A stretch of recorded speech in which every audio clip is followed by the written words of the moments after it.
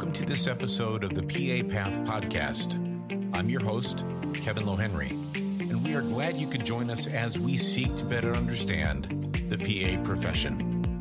And I don't think there's any magic bullet for that. You build trust by doing what you say you're going to do. Well, hello, and thank you for joining us today. I'm excited to talk to Dr. Michael DeRosa, who's chair of the Physician Assistant Department at the Samuel Merritt University in Oakland, California.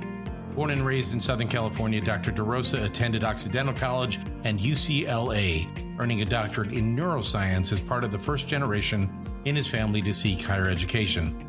He joined the SMU PA faculty in 1999 and gave the first lecture in the first year of the program for the human gross anatomy course that he led. He later went on to earn his master's degree in public health and PA and became the director of the program in 2008. Dr. DeRosa and I spoke about his path to becoming a PA, his passion for education and clinical practice in family medicine. We spoke about Samuel Merritt University and the amazing things they've been doing, and his organization that he helped co-found, the Hands for Global Health.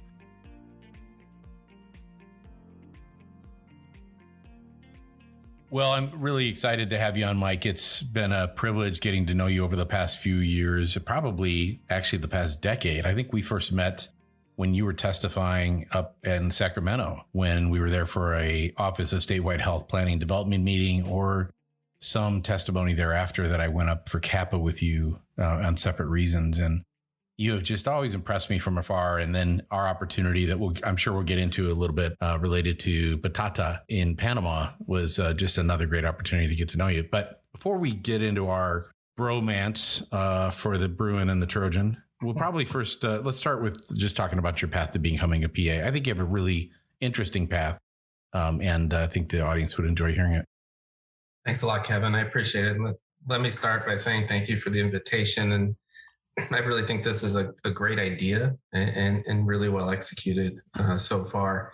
I had an occasion to listen to some of the previous episodes, and I truly don't belong in this company, but I'm privileged to be here, and I appreciate it. I think I was trying to think about this before we got on the meeting here, and I think that I have a sort of the typical atypical path to the PA profession that a lot of folks had in the early years of the profession. I think, it was as you well know, for most of the first 50 years, I would say it was a secondary career option. And so we have a lot of folks in the profession who came at it from different angles and different backgrounds. So I had, as you mentioned, gone to Occidental College and done a degree in psychobiology in the 80s. And that was the decade of the brain. And I was interested in studying the brain. And there was a lot of money flying around. And I was able to land National Science Foundation scholarship to go to grad school at UCLA and do a doctorate in neuroscience. And while I was there, one of my doctoral advisors told me that if you could teach anatomy, you could always get a job. I think it was just because he needed a TA for his anatomy course. But I took him up on it, and I taught anatomy in the dental school, and I did it the old-fashioned way.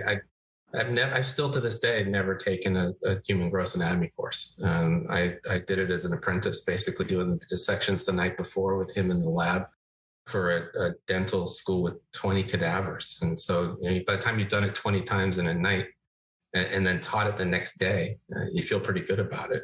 Sure. And so I came out of grad school, and I followed the path that put me on. I did a postdoc in New Jersey at the University of Medicine and Dentistry of New Jersey. And at some point I realized I was having the traditional lost at the bench postdoctoral experience. And this wasn't the teaching career that I'd always wanted. The other thing is, you should never take a native Californian out of California. So my first order of business was get back. And I did that with a second postdoc. I think the rest of the country actually buys into that philosophy, Mike. Yeah, they should just all stay in California. Yeah, I think that's true. And so I got a second postdoc at a place called Burlex Biosciences here in Richmond that had just fallen into a patent on a FDA approval on a beta serum for multiple sclerosis. And when I got here, I started looking for teaching jobs, teaching gross anatomy. And within about 4 months, I was teaching anatomy in the community colleges. And eventually I answered an ad to teach gross anatomy to OT students at Samuel Merritt University. And I interviewed for that job, and I didn't get it, but the dean liked me. And the next year when Dana Sarah Stanhope was starting a PA program, the first master's grading PA program in the state of California, I got a phone call and they asked me, how would you like to teach anatomy to PAs? And to be honest with you, I said, what's a PA? Mm-hmm. I didn't know, my bad, but it was what I can't teach you everything at UCLA, Mike. I know you're going to get the dig in somewhere. So I came on board with Dana and I taught gross anatomy that first year. And then the second year I became an academic coordinator. And eventually it became advantageous for me to become a PA. And with a lot of support from my faculty in the PA department, many of whom are still my colleagues in the university, and the folks at Turo in Vallejo, I was able to get that done. In 2008, I got my master's in public health and my PA degree. I started practicing clinically with the preceptor for my family practice rotation, where I still practice clinically.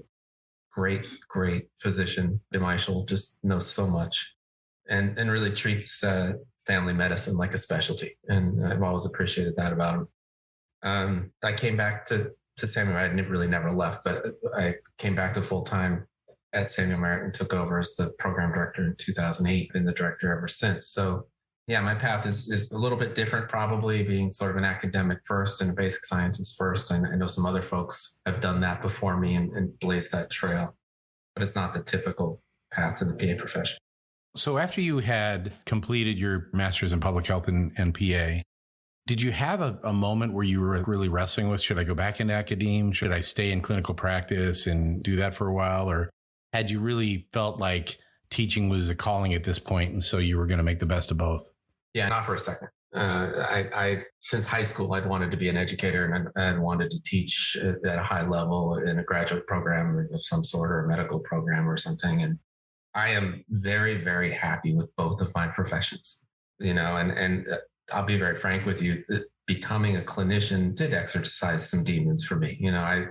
I made a choice not to go to med school when I left college. And, when the postdoc doesn't work out that great and you're feeling kind of, like I said, lost at the bench, maybe you wonder if you made a mistake, or maybe you wonder if you were just covering for the fact that you didn't think you could hack the training or be a decent clinician. And, the day I got my PA done and got certified and started practicing, I didn't think about that anymore. And so I'm happy to practice. I really love practicing and I love being an educator. And to be honest with you, I wouldn't want to do either one of them full time. So sure.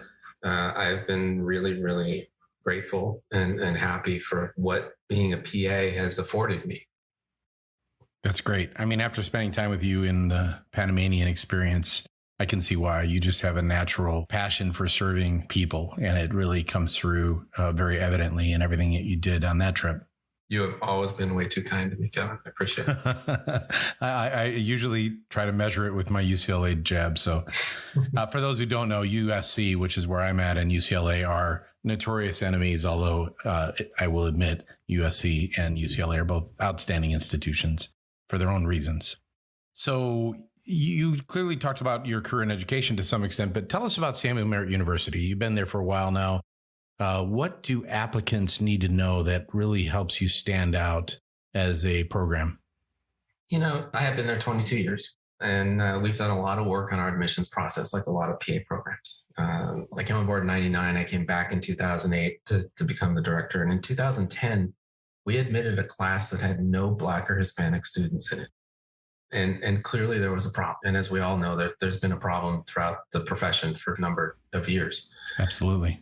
And we're all working to fix that. And so we had to work to fix that as well and put an emphasis on diversity. But one of the things that we did in that process to try to figure out where the pressure points in our process were and where the hangups were for students that might not have the most traditional path or the most, the classic credentials, was we did a bit of a soul searching exercise in our department to try to identify, like, what is it we think that clinical experience gives a candidate? And are those virtues or values evident in other parts of their portfolio? Because I truly believe that while we talk about GPA as biased and standardized testing as biased, I think previous clinical experience is a category of privilege. If your uncle's a doctor or you live in an urban environment, that clinical experience is a lot easier to get. Sure. And so some of our disadvantaged students, our rural students, our students that, have suffered generations of wealth inequity and educational disadvantage, they don't have those sorts of resources, a family member or a friend who's a provider that can help them get that previous clinical experience. So I really wanted to get to a point where we did away with it. My faculty didn't let that happen. And they're probably right. There probably is some value for the PA profession pulling people who've got some experience. But what I also wanted to do was have a frank conversation with the faculty about, well, but what do we think that means about the candidate that they have that experience? And are there other ways that they could demonstrate those attributes? So a candidate to Samuel Merritt should take our website seriously and should look at the values that we have listed.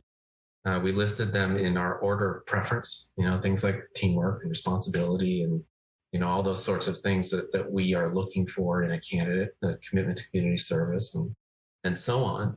And they should use every opportunity in that application, whether it's a personal statement or a job description or whatever it might be, to demonstrate to us how they possess those attributes and to show us reflections of those attributes in their record, whether it's in clinical practice or, whether it was being captain of the football team or doing the Peace Corps.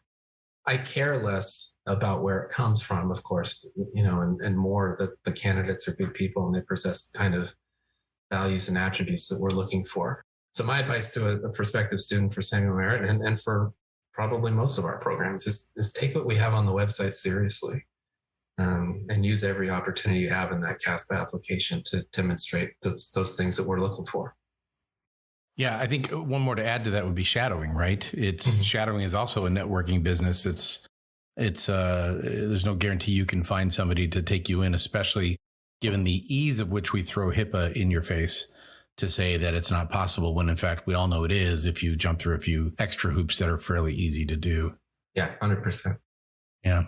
So I presume as a program director for these amount of years, you have a lot of go-to guidance for applicants.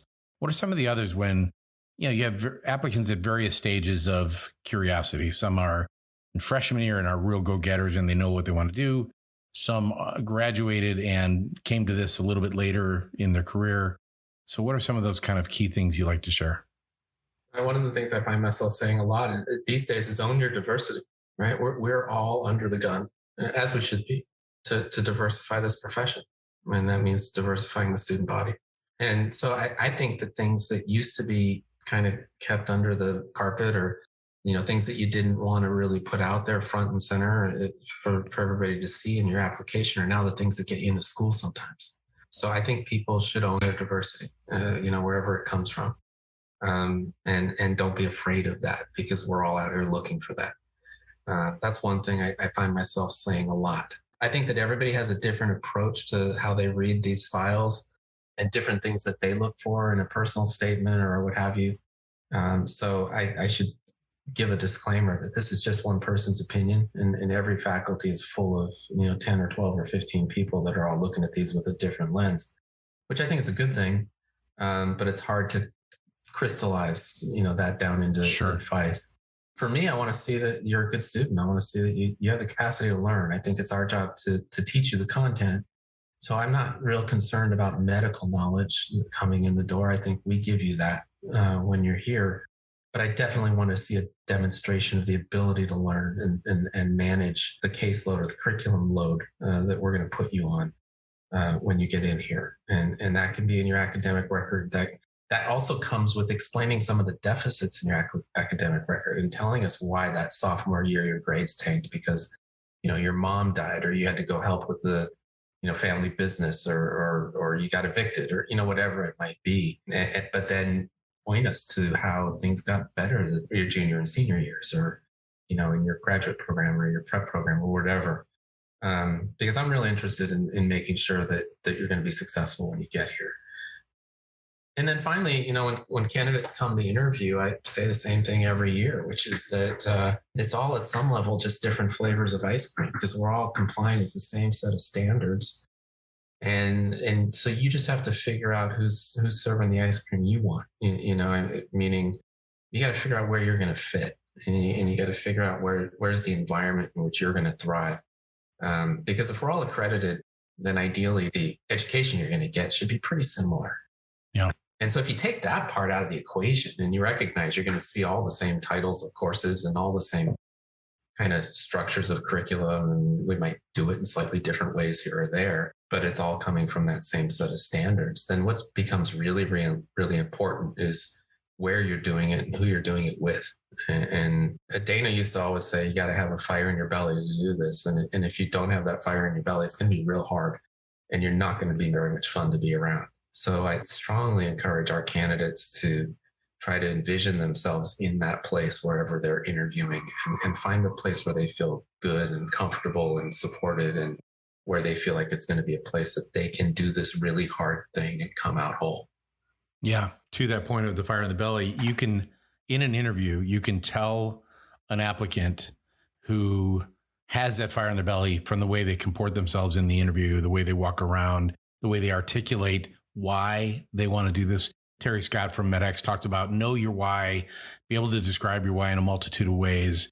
And I think from my perspective, and I'm sure you would say the same, that when you are clear about your purpose and why you're choosing this path, it just exudes from your pores versus when you're doing it for the wrong reasons, it also is equally evident to the interviewers. Terry had a much more eloquent way of saying it than I just did. That was a very, very good way of saying it. Yeah. Well, okay. So now let's think positively, and the applicants listening get into PA school. What are some of those classic challenges that PAs face in school that you always have to kind of guide them through as a program director? Different populations face different challenges, but fairly consistently. I've always felt like, the candidates who come back a little bit older, they've been out in the working world a little bit longer. Maybe they've been in the clinical environment a little bit longer. I got no real worries about how they're going to perform in the clinical rotations. But man, sometimes coming back into the classroom is a struggle. By the same token, students that are, fresher out of school, pardon the expression, but they're kind of used to being beat up by the academic system, and they just kind of do what you ask them to do, and they're compliant and they get their coursework done, and they're good in the classroom. They've got their skill set, they've got their approach, they've been doing it for a long time, and they fall right into it. And they do fine in the classroom, but you're going to worry about their performance in the clinic. So some of it, I think, is age and experience and maturity can predict sometimes where your pitfall is going to be. But as you know, PA training is a generalist curriculum. We got something to hang everybody up, and it's going to find your weak spot at some point. Do you run into imposter syndrome in some of your students? Oh, absolutely. And I think that's something we're probably all facing as we're diversifying our student bodies and our cohorts, and we're bringing in people who maybe don't have sometimes the family tradition of higher education, and they don't have that support behind them in a family structure. And I had a student years and years ago, got to be careful about FERPA here, so I'm obviously not going to mention any names or anything, but the student's background was Cuban, and she came from a Cuban community within the United States, and very heavily so. And I'll never forget sitting in my office with her and having her talk about the weight that she carried for her population, that she needed to get this done to support them and to honor their belief in her. And I remember saying that's great, and and that's awesome, but you shouldn't be doing this for anybody but you. Mm-hmm. And if you can find it within yourself to make this about you and do it because you want this and not because there's 100 people out there from Cuba that want you to do this, it might get easier. And her grades went up by like half a GPA point the next semester after that conversation, once she kind of had that sort of change of approach, change of mentality, and realized, no, I really want to do this, and I want to do this for me. And all those other things will happen if I do this too. But I can't worry about letting everybody in the world down, my father and my parents and my community. That's a lot to carry. Yeah.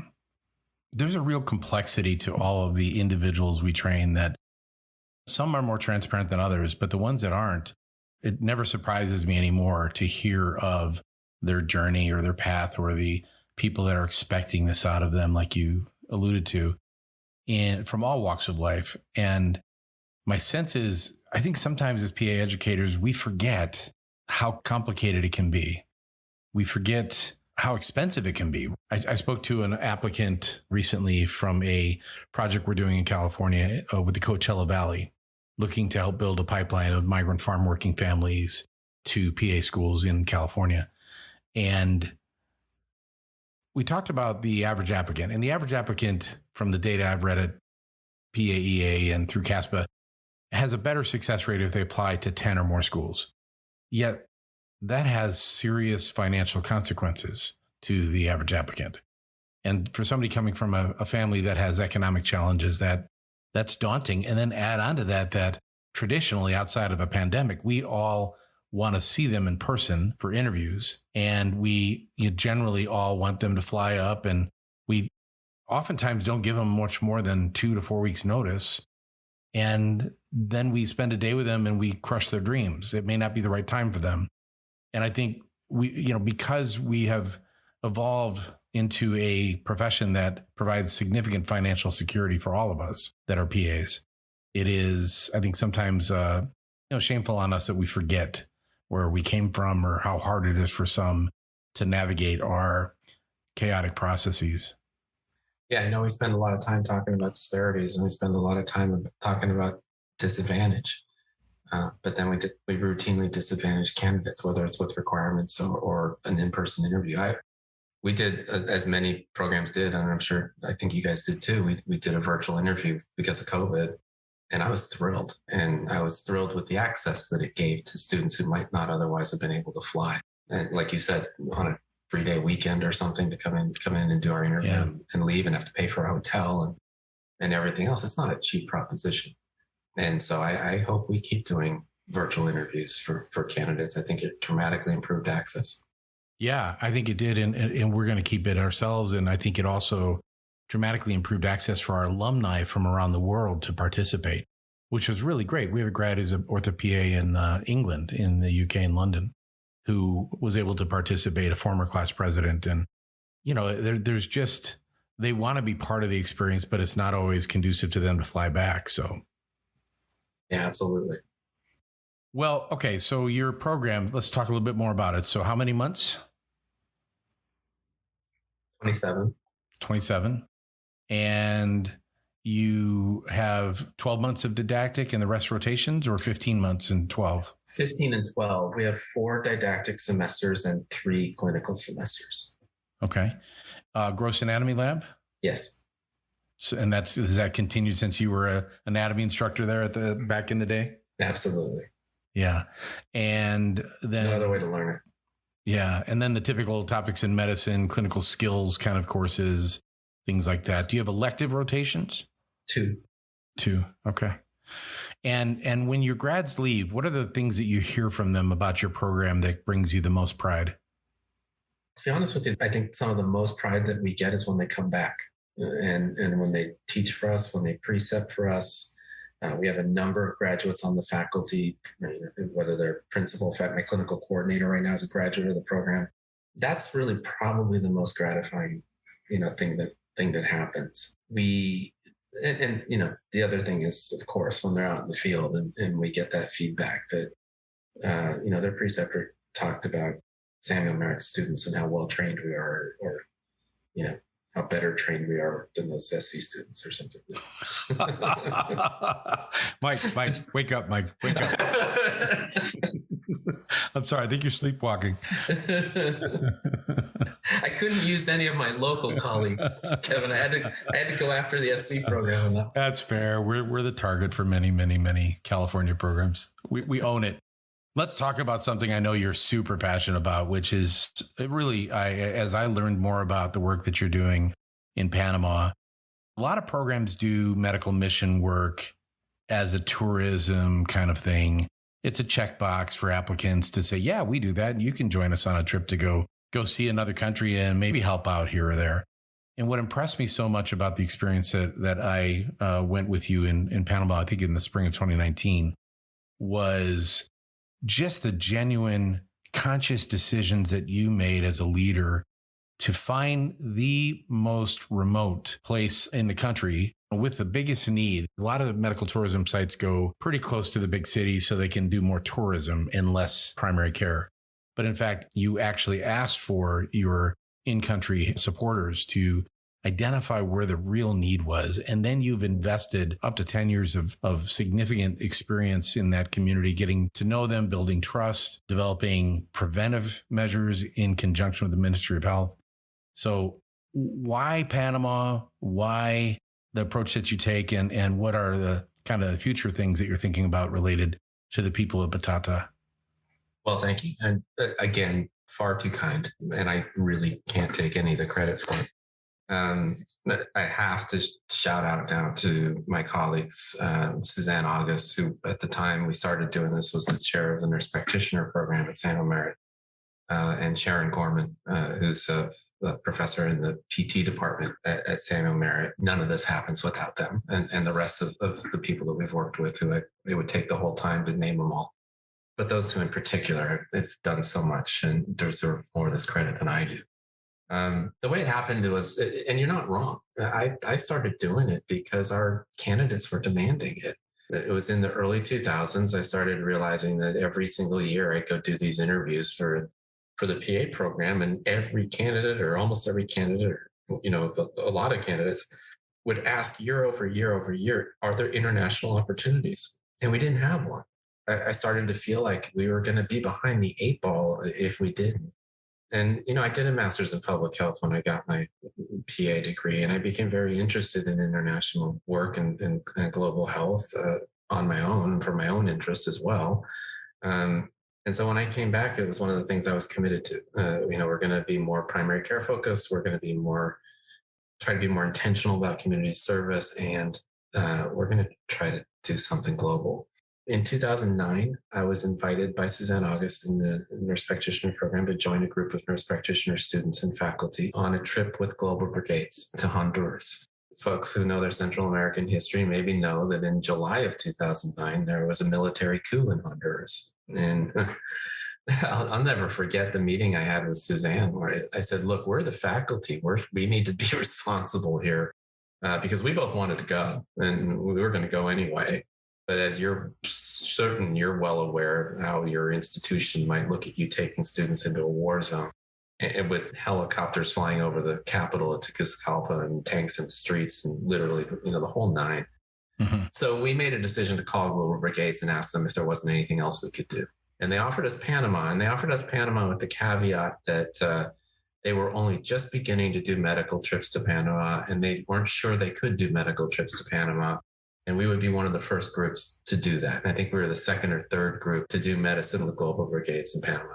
And we said, great, sounds awesome. We went down on that first trip. We had an amazing trip with all of the vomiting and diarrhea and hot, sweaty bus rides that you would imagine. And it was a life-changing experience. And we met a number of really cool people doing really cool work down there. And one of them was William Valleos. And because Global Brigades had not been doing medicine there, for them, it's like you described. They needed to find a location where they could do as many of the things that Global Brigades does, whether it's water or small business or law or environmental or medicine. They want to find a place where they can do as many of those sorts of trips from a central location as possible because it saves costs. Sure. And you're right. They want to keep the supply lines short. So they don't want to go up into the mountains and into really remote areas. And I'm not saying this to bash them at all. They do really good work, but their paradigm is such that you end up in places where a lot of people go. And our desire had always been to go to remote places, like you said, where the care was really needed and the need was really great.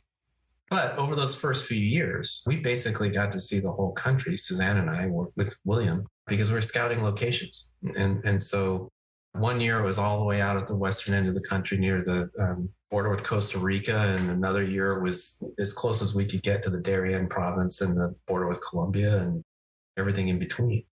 And, every year we'd go down there and William would say, I've got a community. We got to go to Batata. And I was like, I kept saying, well, let's go, let's do it. And he couldn't get Global Brigades to do it. Also, he kept saying, we might not be able to do it if it's raining because we got to cross streams and the water will be too high for the trucks and all this kind of stuff. And everything he said just made me want to go more. And so finally, eventually over time, William ended up leaving Global Brigades and starting his own group and his own NGO down in Panama. And we had a decision to make. We had a decision to keep going with William or keep going with Global Brigades. And I struggled with that a lot because I felt like I didn't want to be disloyal to Global Brigades. And we'd started this process with that organization. And to be fair and honest, I pushed back against the decision to start going with William. And it was really Suzanne and Sharon that chose to try it one time on a trip that I wasn't going to be on, and they could do whatever they wanted. And they went to Batata with William, and they came back and said, "You got to go, and you're going to love this." And we have been back twice a year since until the pandemic for about 6 or 7 years. And you're right, there were reasons for that. And I was part of the rationale for that, which was, I don't want to do Band-Aids. I am a strong environmentalist and concerned about climate and concerned about, people who go down there and make a bigger footprint than they do good. And we have to think about the costs of what we do to get there and what we do while we're there and compare that to the benefit that we're providing. There has to be a positive cost benefit, or we're actually harming the community. And so if we go down there and leave a bunch of trash or create degradation of the environment or do any of those sorts of things, then we're not really doing good. And so that was, a big consideration for me. I also felt like in order to not just be putting on Band-Aids, we needed to build trust and rapport in the community. And that meant we needed to keep coming back. And I don't think there's any magic bullet for that. You build trust by doing what you say you're going to do and following through and showing up. And so once we got to Batata, we were very intentional about saying, we'll be back. And then you better come back. We're learning. We're going to get better at this. We're going to learn more about what you need, because we're going to approach this with humility. We're not going to walk in and tell you what you need. Yeah. But as we do this a few more times, we're going to be able to refine how we do it to provide better care for the things that we're seeing every time we come back here. We're going to be able to start to manage chronic conditions. We're going to be able to start to provide long-term care for people who need it. And we can only do that if we keep going back to the same place every single time to build that rapport and build that respect in the community. And you're 100% right. The collaboration with the Ministry of Health in Panama has been super important. The community benefit of, in a sense, putting them on the map for the ministry has been very important. Even when we're not there, they get more care than they used to because we've been going there and bringing the Ministry of Health with us. And the Ministry of Health provides a tremendous amount of supplies and medicines and support for what we do when we're there. So that was a big part of it as well. Some of the public health concepts that I think were really reinforced for me when I was there: nutrition, the short stature of so many of the wonderful people in those communities, and the aspects of COPD, and just the physical challenges for the lungs related to the cultural approach to cooking in the homes, which you have all been working hard at to try to ease into the cultural changes that it would require, but also educate about a few simple things that might help reduce the tremendous morbidity, mortality related to those stoves in the homes. What are some of the other lessons that you've learned in consultation and collaboration with the communities and their leaders? Well, I'd like to talk about the smoke for just a minute. The way cooking is done, as you mentioned, is a very traditional thing of, taking a big log, a big tree stump, and burning it very slowly over an open pit so that they can use that smoldering log to start a fire when they need to cook. So there's a constant smoke emission that happens in the home. I've read that it's the equivalent of 400 cigarettes an hour. So if you could imagine, and I always ask the students to imagine your house, the house you grew up in, with 100 people in it, and every one of them smoking 4 cigarettes an hour. That's the amount of smoke. And of course, it hits the women and the children the hardest because they're the ones in the home, and the women are tending the fire and doing the cooking. So there's a gender disparity too. Mm-hmm. And so we did start doing cook stoves on a model that was a published structure that we can build for $200. And there's an environmental benefit too, because the heating chamber or the fuel chamber in the stoves that we build is much, much smaller than what they burn in those open pit fires. So when they're doing those open pit fires, not only is it COPD, it's smoke exposure and all that stuff, but it's environmental degradation too, because they're deforesting their country or their landscape to do it. These cook stoves have these real small chambers, and that uses a lot less fuel.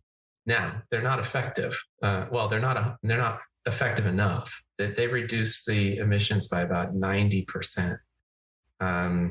So, instead of 100 people in the house you grew up in smoking 4 cigarettes an hour, it's 10 people smoking 4 cigarettes an hour.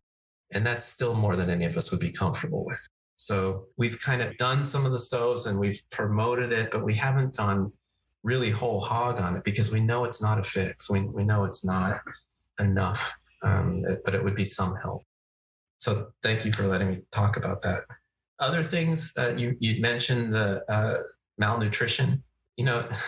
It's funny that Panama is really, really green, right? And it's really beautiful and it's forested and it's tropical, right? And it's rainforest. And nobody would look at that country and that landscape or the area around the canal and all that green and believe that soil really sucks. And it's really hard to grow crops in that red clay, that we see when we go there. So it is difficult for them to grow very much of nutritional value.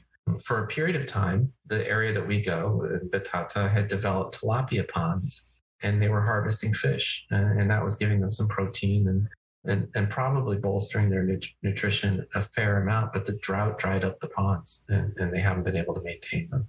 So there is malnutrition. There's certainly macro and micronutrient malnutrition that contributes to the stature that you talked about.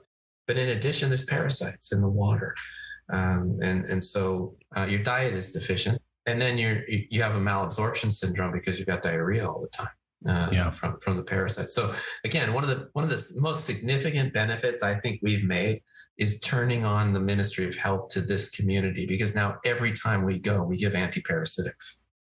And I think that in and of itself will make the community healthier. And then there's the floors. We need to get down there and do cement floors. And that would help with the parasites. It would help with the lice. It would help with the skin stuff that we see, to just do cement floors that they could keep cleaner.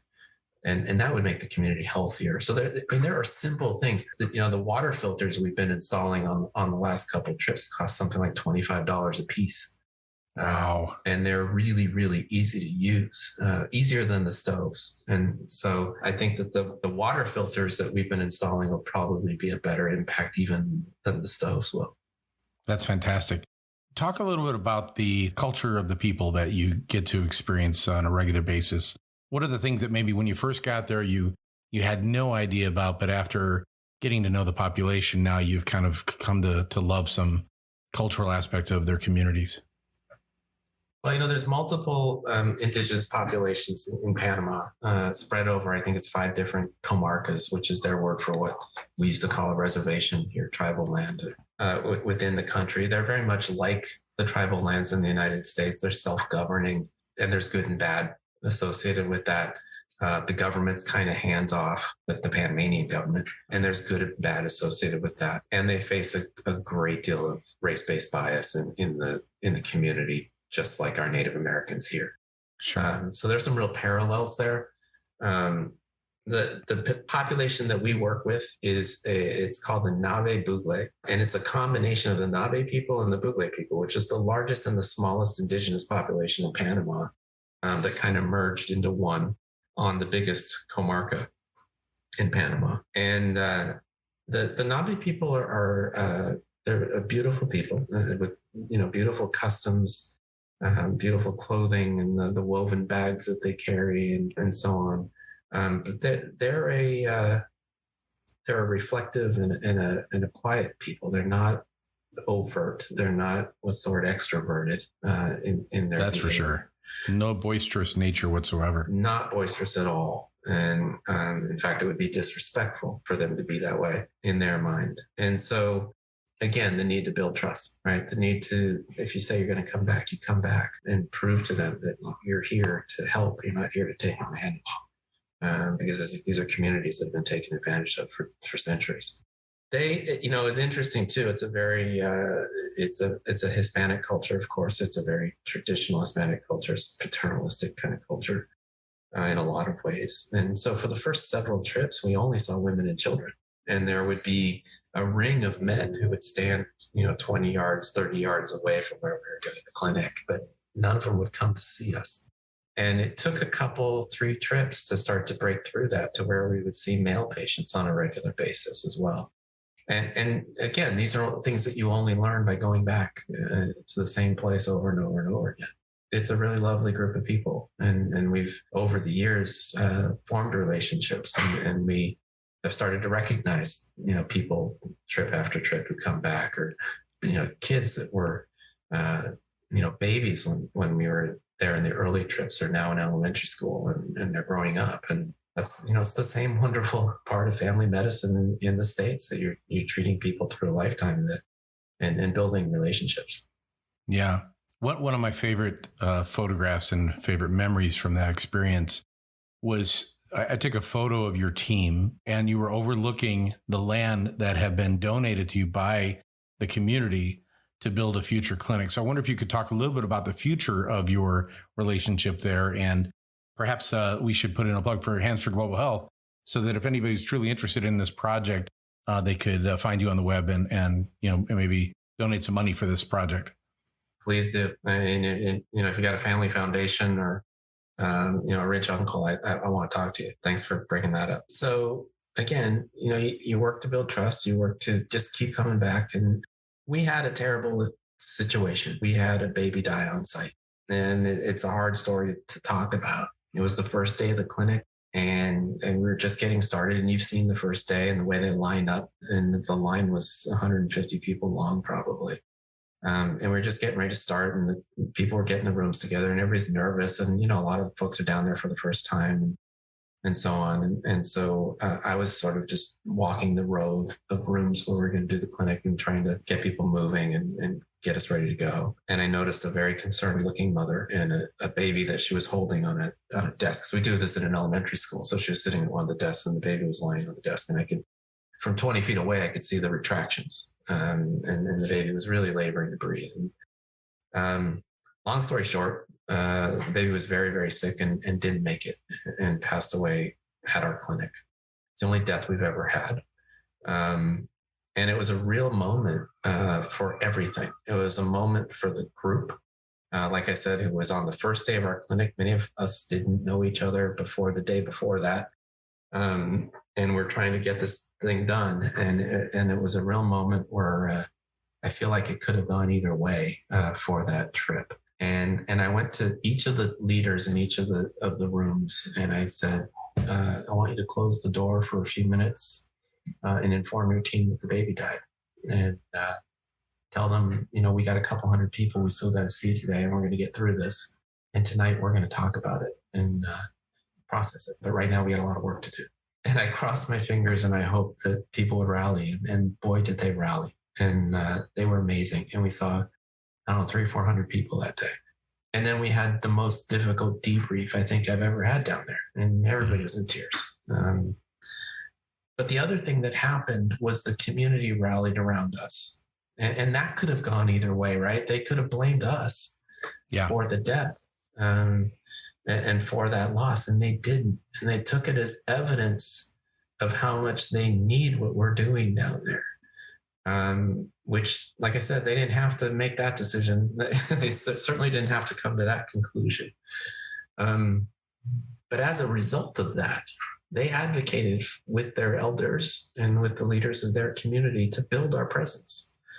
And the next time we went down there, we were shown this piece of land that one of the community members had donated for us to use to conduct our clinics and to build a place where we could do more. And because of William's hard work and William, our partner down there in Panama, because of his hard work with the Ministry of Health ultimately agreed to fund a physician, a nurse, and a driver full-time to help in the clinic. So we now have plans, we're working on plans to build the clinic and to build a facility that our groups could use to sleep in and to meet and eat and all of that when we're down there to house our groups, so that we can go down and work. And I think that will make some of the public health interventions that we've talked about much more likely to happen, because we'll be able to stay there for longer periods of time. Yeah. And without disrupting a whole school like we do right now.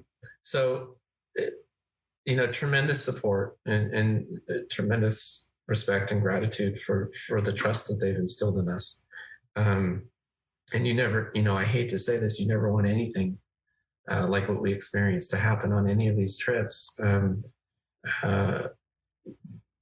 that baby passing on sight changed everything.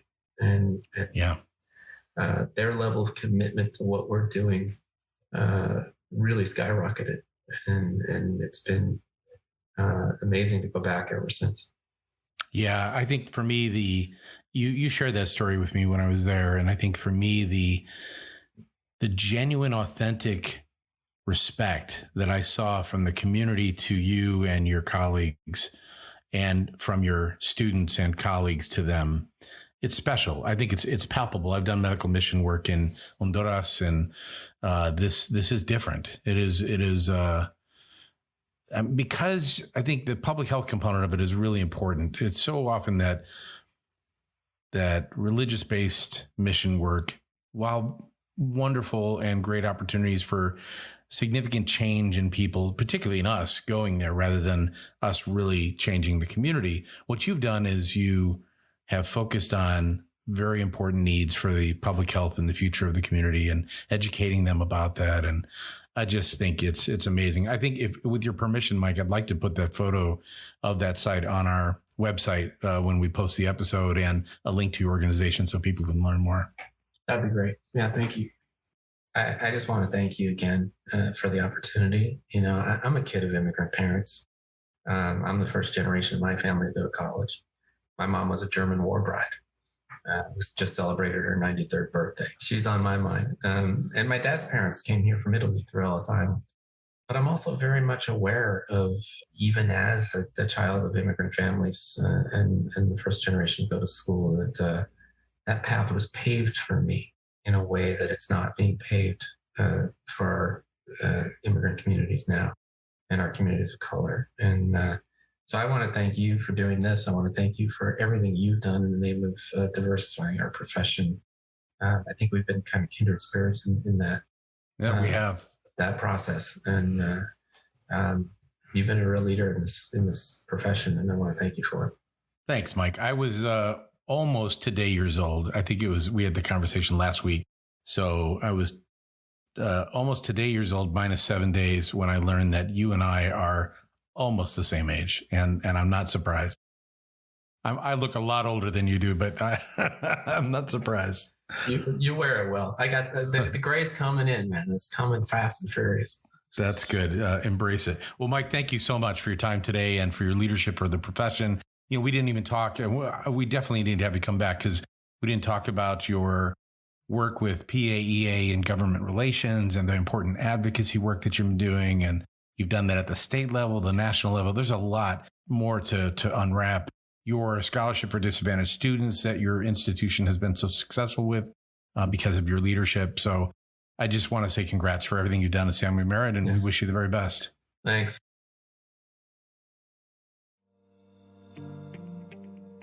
Well, I want to thank Mike DeRosa for joining us today from Samuel Merritt University. If you can't see a humble leader from that interview, I don't know if you ever will. What an amazing guy, and really a privilege to get to know him and also share just the incredible work that he and his colleagues are doing down in Panama. I'm always amazed by the power of our influence as healthcare providers and what we can do to right some wrongs around the world through the love and compassion that we provide through healthcare. Tune in next week as we speak to Dr. Dawn Morton-Reyes, CEO of the National Commission on Certification of Physician Assistants. We'll talk about the NCCPA, the PA profession, and her path to becoming a PA. Until next time, I wish you success with whatever path you are walking in life, and thank you for joining us. The purpose of this podcast is to provide news and information on the PA profession and is for informational purposes only. The views and opinions expressed in this podcast are those of the speakers and guests and do not necessarily reflect the official position or policy of the University of Southern California.